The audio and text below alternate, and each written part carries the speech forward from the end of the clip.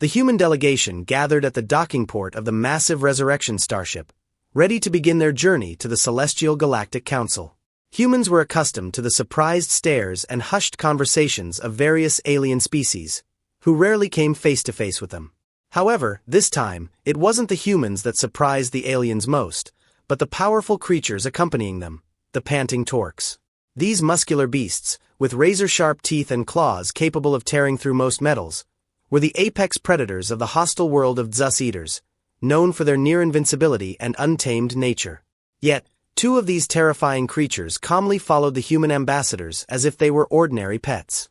One Tork nudged a female ambassador playfully, almost knocking her over. She laughed and scratched behind one of its stubby auditory nerve stalks, cooing, "Who's my good boy, Harn?" "That's right. You're a good boy," as the beast growled contentedly, showing its serrated teeth. Diplomat Arison's compound eyes sparkled with disbelief. This must be some kind of trick.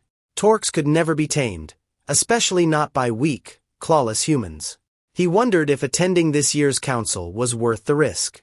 It was evident that Harn and Jor, the Torks, were at least very protective of their human companions. They maintained a respectful distance from others, but if any foreign delegate wandered too close, the Torks would curl their lips back to reveal their hunting teeth, muscles tensing as if ready to strike. Their claws left grooves in the bony floors, sending a clear message. The humans were under the protection of the Torks. An unlucky servant of Arison's discovered this firsthand when his tray slipped too close. In a flash, Harn snapped the tray away with his jaws, the metal crumpling effortlessly. Harn watched until the human ambassador intervened, commanding, "Harn, drop it." After a moment's hesitation, Harn spat out the broken tray and retreated to her side. "I am very sorry about this," the ambassador said to the furious head of Arison's delegation, "but you understand how protective their people are." This only added to the sense of mystery and discomfort among the participants. Humanity's first contact occurred less than 50 solar cycles ago, a mere blink of an eye in the Milky Way's timeline. How had they developed such a remarkable connection with one of the deadliest hunter-gatherer species in the known universe?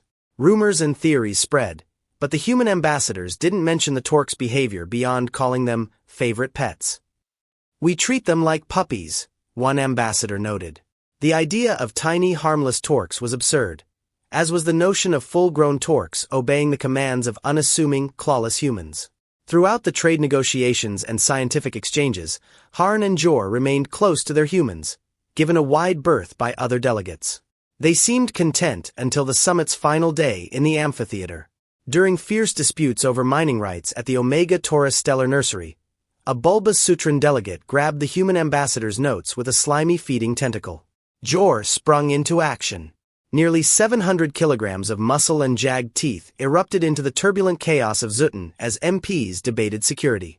The human ambassador's authoritative voice cut through the clamor, and even the fleeing MPs stopped to accept their respective Aston punishments. The Torsians paused and returned to her side, heads lowered in apology. Order was eventually restored, with the council acknowledging that the Torsian had acted according to its instinct to protect its human companions. While the Zutun representatives kept a cautious distance from humanity, no sanctions were imposed. News of humanity's shifting alliances quickly spread across the galaxy. High-resolution images of these docile beasts alongside their human ambassadors circulated widely, both fascinating and terrifying. This moment was just the beginning. Subsequent diplomatic missions introduced even more astonishing creatures. Giant saber-toothed predators from Earth's history, gentle giants from the dense forests of Kark 7, and even aquatic beings from Terra's deep oceans, all displaying an inexplicable affinity for humans. Speculation was rife. How could such a relatively primitive species form such bonds with some of the most dangerous creatures known? Theories ranged from telepathy and manipulation to powerful pheromones, but none explained the phenomenon. Meanwhile, humans remained characteristically cryptic, only mentioning something called puppy eyes. As time passed, new human-alien partnerships continued to form, but the proliferation of these so-called human pets caused many alien groups to grow wary of unsupervised human interactions. Many Earth species were classified as invasive, limiting humanity's ability to spread its influence. There was hope that humanity might stop collecting more dangerous creatures after first encountering the Sim, a faster, more powerful, and better equipped insectoid species that ruled their volcanic world. Only the most resilient scavengers survived in the sim hives. When humans first encountered the sims, it was expected that the captors would either tear the sims apart with deadly limbs or fall prey themselves.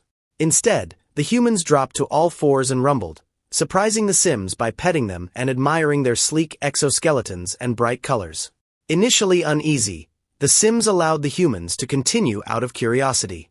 On their homeworld, Sora's Pride, humans didn't cower but seemed to relish raising their captors, showering them with attention. Even a senior commander, injured by one of these exotic pets, couldn't help but fall under their charm. Eventually, it became apparent that the humans hadn't been kidnapped at all. They had simply charmed the entire planet into meeting their every need. Now, when considering Terra and its inhabitants, non-humans often repeat an ancient human proverb. Fear not the warrior who has practiced 10,000 kicks once, but the warrior who has practiced one kick 10,000 times. For when it comes to taming apex predators, humanity has long perfected that single, devastating kick.